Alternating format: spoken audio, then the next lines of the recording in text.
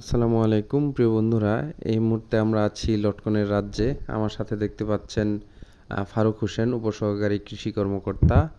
আমরা এখন অবস্থান করছি মধুপুর উপজেলার বেড়িবাইদ ইউনিয়নের মাগন্তীনগর ব্লকে। এই ব্লকের দায়িত্বে ফারুক হোসেন উপসহকারী হিসাবে রয়েছেন। তার মাধ্যমেই আমরা এখানে উপস্থিত হয়েছি।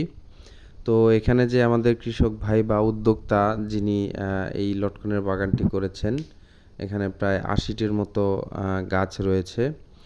আপনারা জানেন যে লটকন আমাদের দেশে খুবই অল্প সময়ে অবস্থান করে বা অল্প সময়ে বাজারে থাকে, এবং লটকন এমন একটি ফল যাতে রাসায়নিকের ব্যবহার বা ফ্রিজিং করতে গেলে এটি দ্রুত নষ্ট হয়ে যায়, খুবই পেরিশেবল, যার কারণে এটি বাজারে অল্প সময়ে খুব ফ্রেশ অবস্থায় থাকে।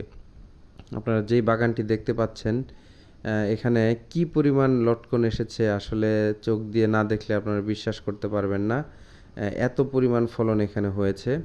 তো আমরা এক হিসাব করে দেখলাম যে এখানে প্রায় ৮০টির মতো গাছ রয়েছে, এবং প্রতিটি গাছে যদি গড় হিসাবেও ১০০ কেজি করে লটকন হয় বা ২.৫ মণ লটকন হয়, এবং বাজারে যদি গড়ে আপনার ৮০ টাকা হারে বিক্রি করা হয় কেজি প্রতি, সেই ক্ষেত্রে আমরা দেখলাম প্রায় ৬,৪০,০০০ টাকার মতো এই বাগানটি বিক্রয় করা সম্ভব, বা এই বাগানের ফল বিক্রয় করা সম্ভব। তো এটা একজন উদ্যোক্তা ভাইয়ের জন্য একটি ভালো পরিমাণ।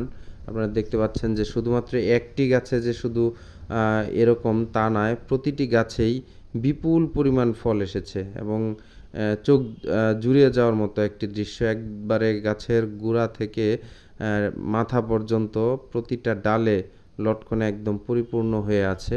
দেখতে খুবই চমৎকার লাগছে। এটি আসলে একটি দেখার মতো দৃশ্য।